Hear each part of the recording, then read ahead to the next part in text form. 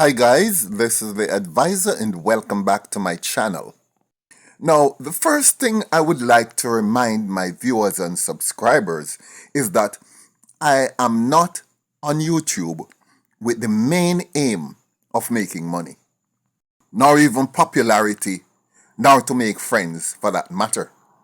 Because what I've found out with YouTube is that the best way of making money is to keep your people uninformed, or at the very least, misinformed. And the more you keep your people ignorant, is the higher you trend in the YouTube algorithm. However, I stand on a point of principle. And it has been said that he who stands on principles will find that it is a very lonely place to stand. Nevertheless, this channel was created to dispense truth and facts. And if it means that my channel gets very little views, that's fine with me. The bottom line is I refuse to be a prostitute for the system. Now, I said all that to say this. This specific video is not going to be a popular one, because it is going to speak some truth that nobody wants to hear. It is aimed specifically at Trinidad and Tobago in the first instance, and Jamaica, as a matter of fact, and Jamaica equally so.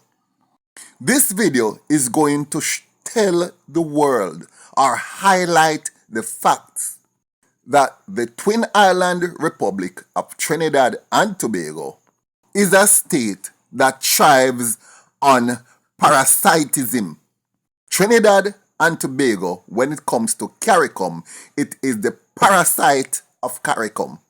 That country has done everything use every wherewithal possible to sink and keep down every single member of the Caribbean community.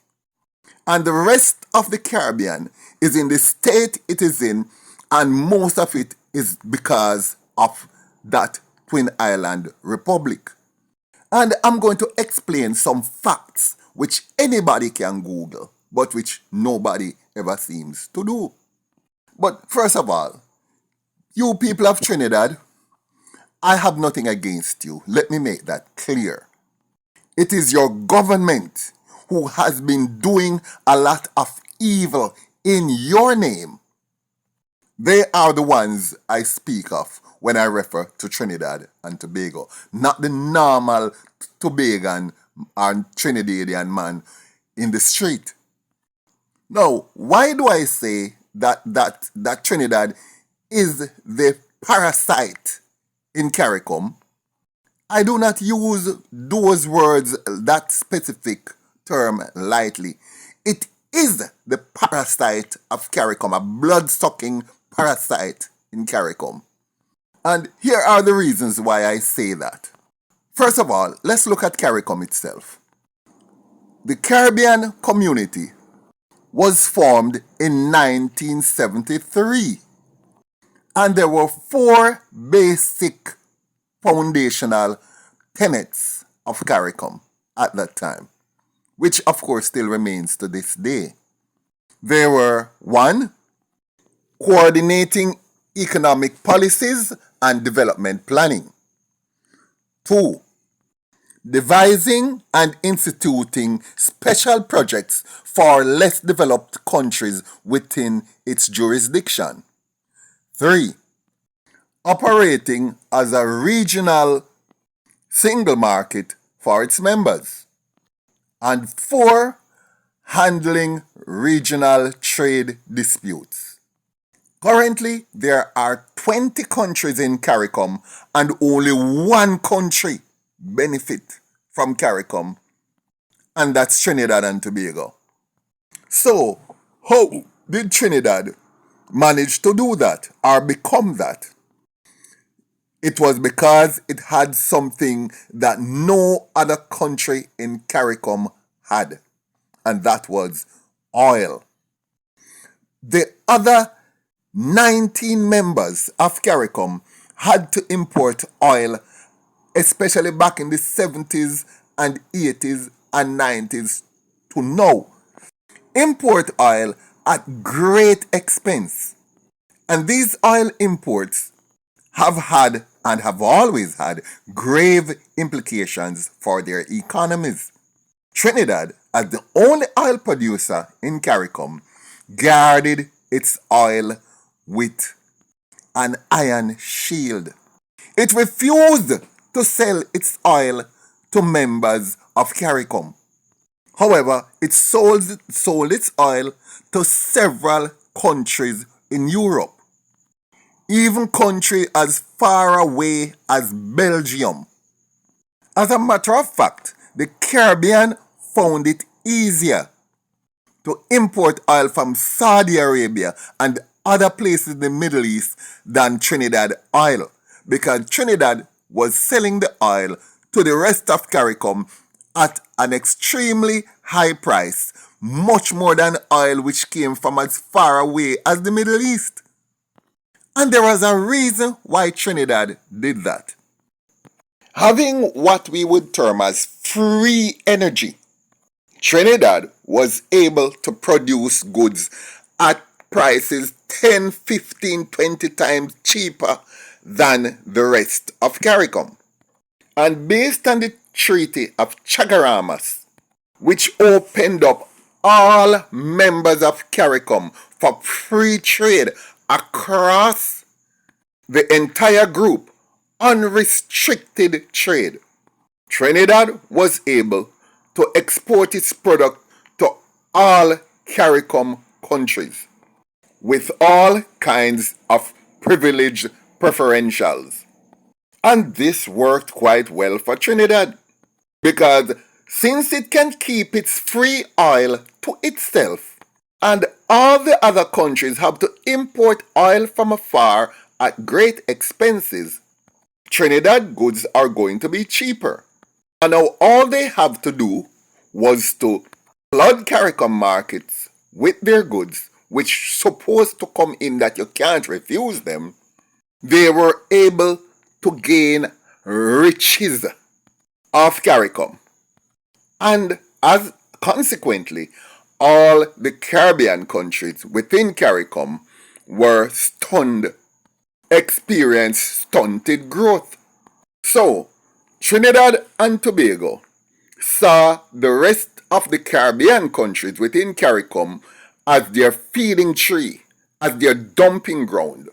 And since 1973 until today, Trinidad has kept its knee in the neck of the entire Caribbean. Now, I'm going to deal with the relationship between two specific countries within CARICOM, and that's Jamaica and Trinidad. The trade deficit between Jamaica and the Republic of Trinidad and Tobago is vastly in favor of the latter, and reportedly running in the region of well over $1.2 billion per year. The Trinis export about 9 times as much to Jamaica as Jamaica exports to them. This is partly seen as a consequence of the Trinis' use of non-tariff barriers, sector subsidies, plus what some would regard as unfair leverages of their oil fields and natural gas trains. And all this is done in contravention of the spirit of CARICOM. So, some people may ask, so why is it then that we don't increase our exports to Trinidad? Well, first of all, Trinidad does not allow Jamaica to export very little to their country. They set up all kind of non-tariff barriers and all kind of gimmicks and all kind of pretexts in order to keep Jamaican goods out of their country. Now, there are hundreds of cases of this, but I'm going to deal with one specifically now, because this one was so glaring and blatant. In 2009, there was a trade fair, an international trade fair being held in Trinidad. Well, I'm not quite sure if countries outside of CARICOM were participants, but I know all CARICOM countries were. And one of the products that Jamaicans wanted to bring to the Trinidad, that country, was Jamaican patties.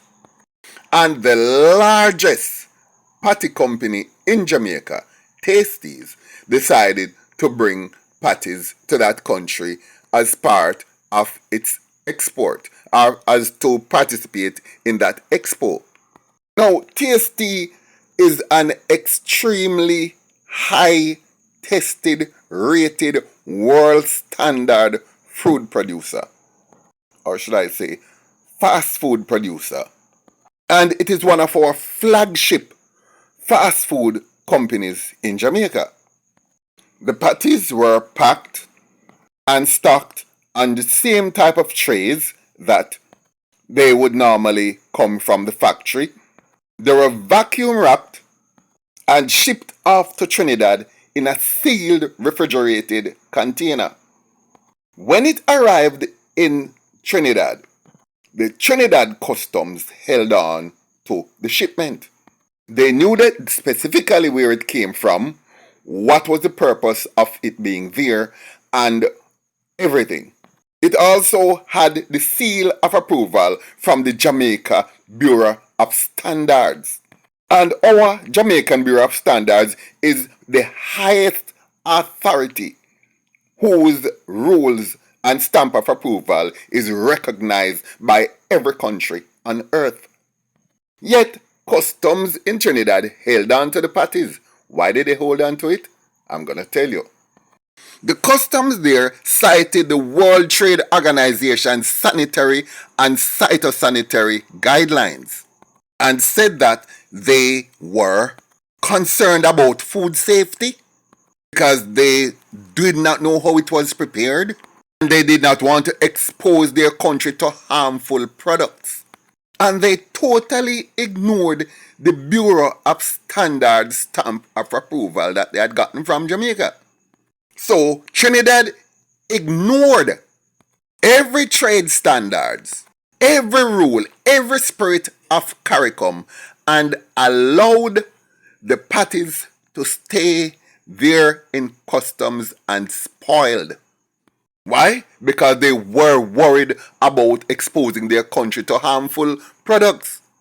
And one of the things they said was that it contained meat. But bear in mind, at that same time, shipments of ham and bacon and pork and pig's tail and other meat products were coming in from the United States and Canada. And those were just waved through by customs.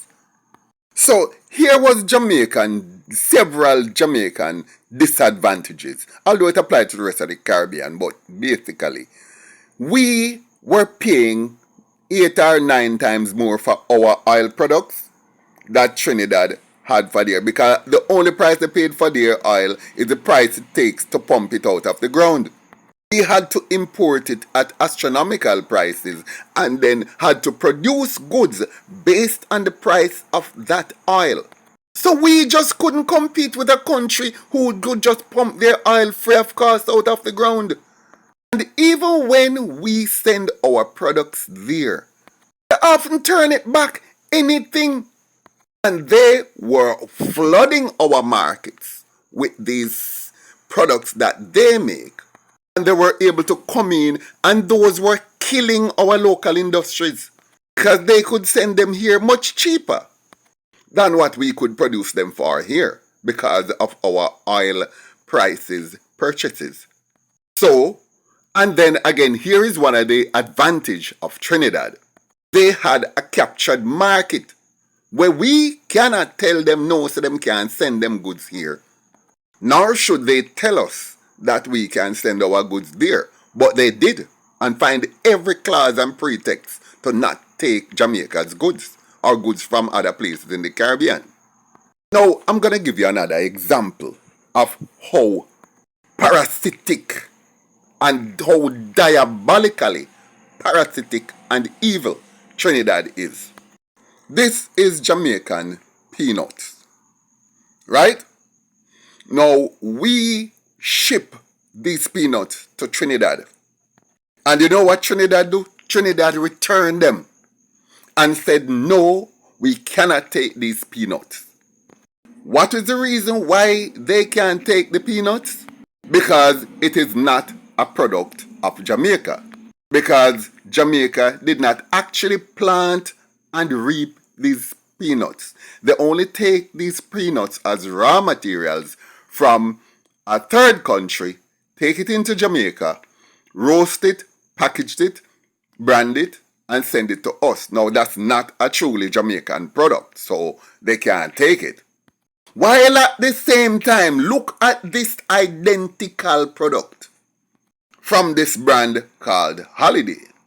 This is a Trinidadian product, and they got these peanuts from the same country where Jamaica get these peanuts from. And they take it in, processed it, parched it, salted it, whatever, package it, and send it to Jamaica. And like an obsequious set of runts, what we do? We take them peanut and they process it cheaper so they can send it to us at a cheaper price, thereby killing our industry. So you see how unconscionable Trinidad is. Now, I don't want to make this video too long, but there are two more things I have to point out here. And these are really important. Back in 2010, Jamaica decided to, instead of spending so much money on oil, it would use natural gas, which would give a better bang for their bucks. So we decided to set up a natural gas plant for using the natural gas as fuel to create electricity rather than oil. We, the Jamaican government, signed a contract with Trinidad for them to supply us with natural gas. And it was signed off on and was a done deal. When the plant was just about to get ready and the gas was supposed to have started being exported, Jamaica said, yes, we're ready for the natural gas now. We signed off and we set the price and everything. Send on a shipment. Trinidad said, here is what you do. Get your ship ready and come and pick it up. Jamaica said, no, that's not how it works. If we are buying the oil from you, you just bring it here and we pay you. You make all those arrangements. We buying from you, you bring it come. Trinidad said, no, you go find your own means of getting the natural gas when I sell you, or that's it. Bear in mind that the natural order of things, the normal principle is that Jamaica was right. The country that's importing the oil doesn't have to own a ship or make any arrangement. If the person who is selling you the oil just bring it and collect the money. That's how it goes. Trinidad tear up that book and decide to say, you may sell you, and the price when we give you was just for the oil. Transportation is not in that. When Jamaica was sticking out for it, Trinidad said, all right, me nah sell you no natural gas. So Jamaica was stuck with a plant that was built based on an agreement for them to get the natural gas from Trinidad, and Trinidad end up tearing up the contract and renege on it. This is a CARICOM member. Jamaica had to make arrangements for its natural gas with the United States. Then, I don't know if they're still with that or they have moved on to get it from different sources, but they had to rely on the United States. That is the type of tyranny that Trinidad and Tobago has brought on the Caribbean and Jamaica.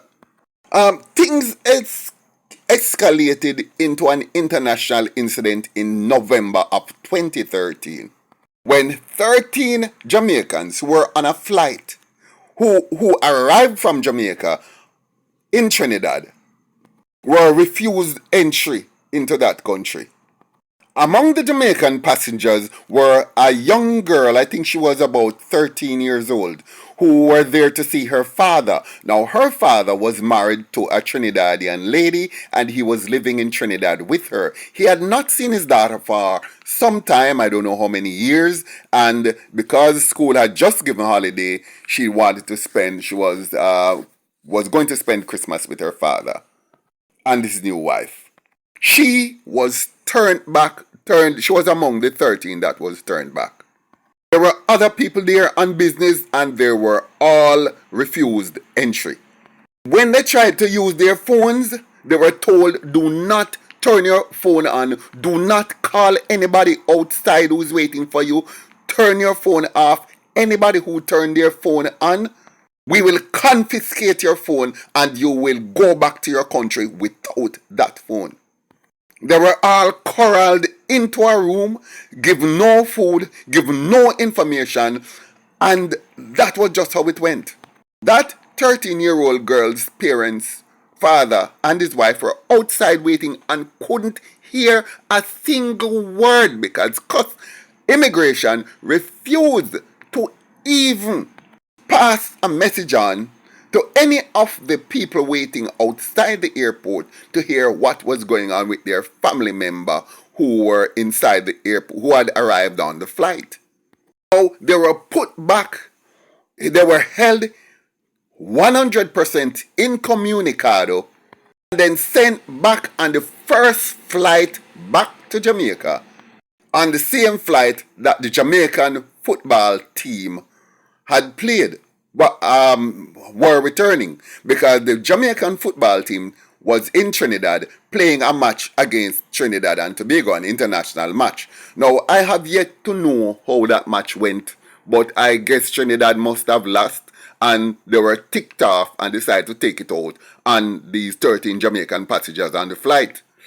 If there's any member of this group who can tell me what was the results of that match, I would be grateful.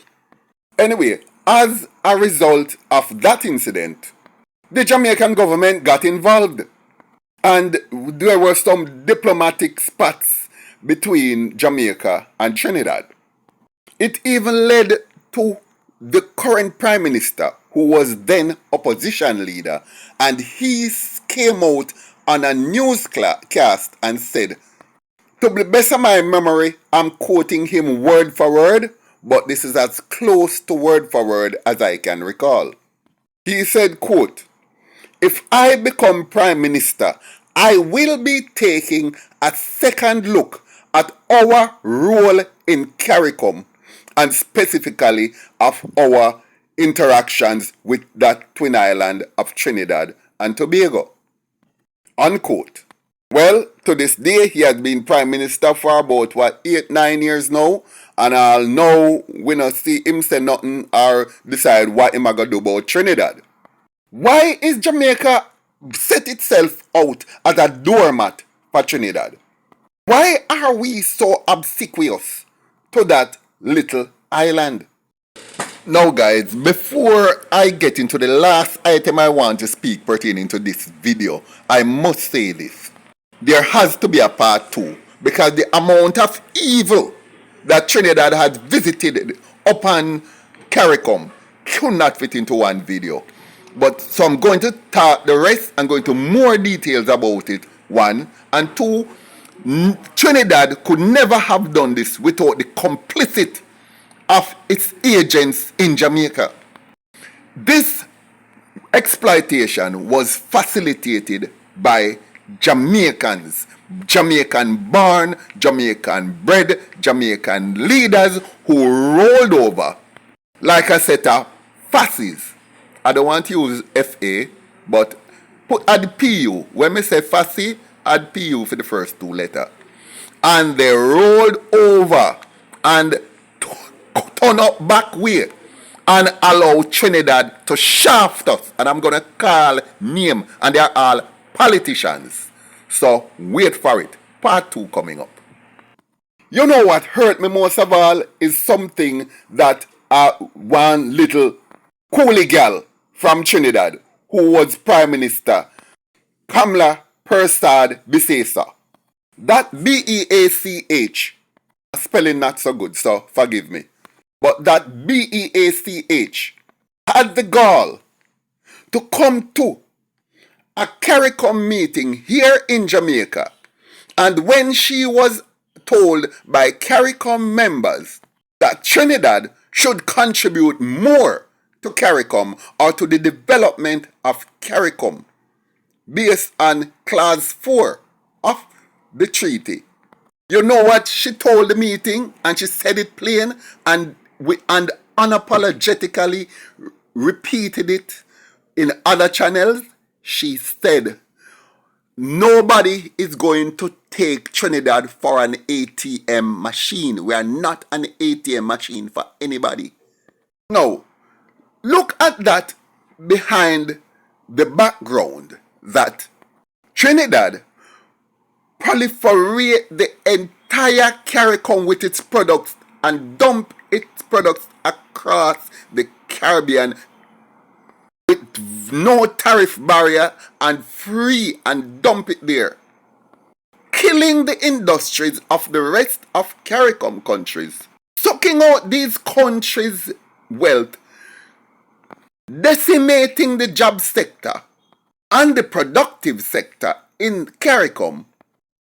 And this heartless, unconscionable BEACH had the gall to say that the rest of CARICOM are the ones who are taking her country for an ATM.